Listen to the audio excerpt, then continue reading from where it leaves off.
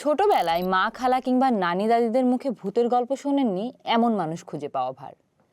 কিন্তু একটু খেয়াল করলেই মনে পড়বে সেই গা ছমছমে গল্পগুলোর বেশিরভাগ ভূত বা প্রেতাত্মাই ছিল নারী চরিত্র।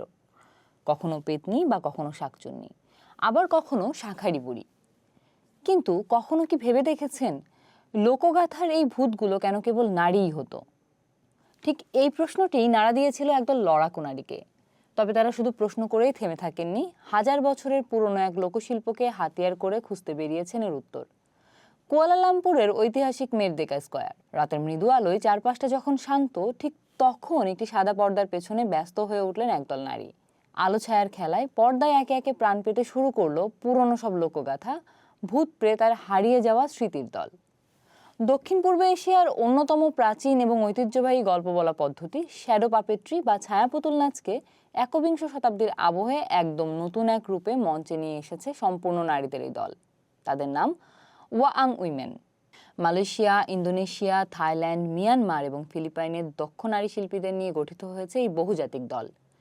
যুগ যুগ ধরে যে শিল্প মাধ্যমটিতে পুরুষদের একচ্ছত্র আধিপত্য ছিল, সেখানে দাঁড়িয়ে এই নারীরা এখন গল্প বলছেন একদম নিজেদের দৃষ্টিকোণ থেকে।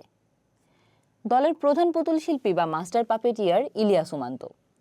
শৈশবে মায়েরা ও দাদি নানির মুখ থেকে বংশ পরম্পরায় শুনে আসা রূপকথার লোকগাথাই ছিল তার বড় অনুপ্রেরণা। কিন্তু বড় হয়ে যখন তিনি এই গল্পগুলো নিয়ে নতুন করে ভাবলেন, তখন একটি অদ্ভুত মিল খুঁজে পেলেন।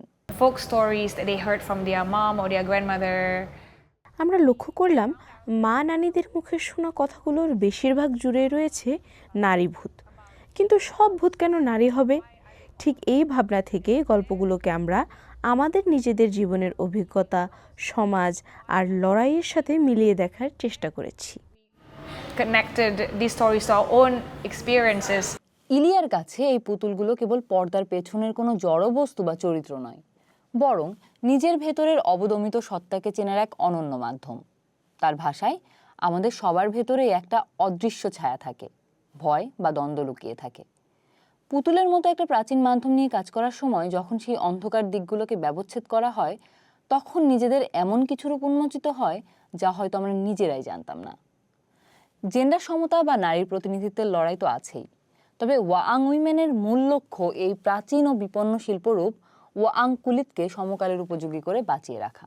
সুমান্ত মনে করেন, কোনো ঐতিহ্যকে টিকিয়ে রাখার সেরা উপায় হলো তার মূল ভিত্তিটা ঠিক রেখে আমাদের সমকালীন জ্ঞানকে তার সাথে মিশিয়ে দেওয়া। নিজেদের এই সাংস্কৃতিক শিকড়কে আরও প্রাণবন্ত করতে দলের সঙ্গীত প্রযোজক ভিক্টোরিয়া ইয়াম এক দারুণ কাণ্ড ঘটালেন। তিনি দক্ষিণ পূর্ব এশিয়ার ঐতিহ্যবাহী বাদ্যযন্ত্রের সুরের সাথে মিশিয়ে দিলেন আধুনিক ইলেকট্রনিক বিট। তবে ভিক্টোরিয়ার কাছে এই সুরের আধুনিকায়ন কোনো তরুণ প্রজন্মকে সস্তায় আকৃষ্ট করার চেষ্টা ছিল না। এটি ছিল তার একান্ত ব্যক্তিগত এক আধ্যাত্মিক যাত্রা। Contemporizing traditional sound. আমি কোথা থেকে এসেছি, এই সুরগুলো কেন এত গুরুত্বপূর্ণ এবং কেন এগুলোকে টিকিয়ে রাখা জরুরি তা গভীরভাবে বোঝার জন্য এটা করা। আমার কাছে এই ঐতিহ্যবাহী প্র্যাকটিসগুলো এক একটি পূর্বপুরুষদের রেখে যাওয়া প্রযুক্তি। As like ancestral technologies. শেকড়ের সাথে পুনরায় যুক্ত হওয়ার এই যে এক অদ্ভুত নিরাময় ক্ষমতা, সেটাই আগামী প্রজন্মের কাছে পৌঁছে দিতে চায় এই দল। আর তাই কেবল মঞ্চেই সীমাবদ্ধ নয় তাদের এই মিশন।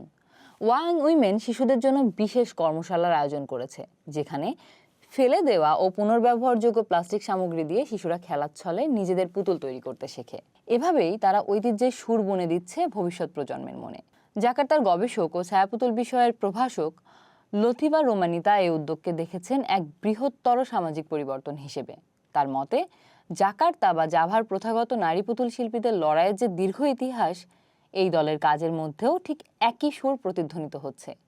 তারা নারী ভূতদের গল্পগুলোকে সামনে এনে আসলে সমাজকে এক নতুন বার্তা দিচ্ছে, যেখানে মিশে আছে নারীর ক্ষমতায়ন, প্রতিবাদ এবং নারীবাদের এক জোরালো কণ্ঠস্বর। আধুনিক ওয়াআং কুলিতের ছায়ায় অবদমিত সেই ভূতগুলোই এখন পর্দার সামনে এসে কথা বলছে অধিকারের, ভাঙছে পুরুষতান্ত্রিকতার আদিম দেয়াল।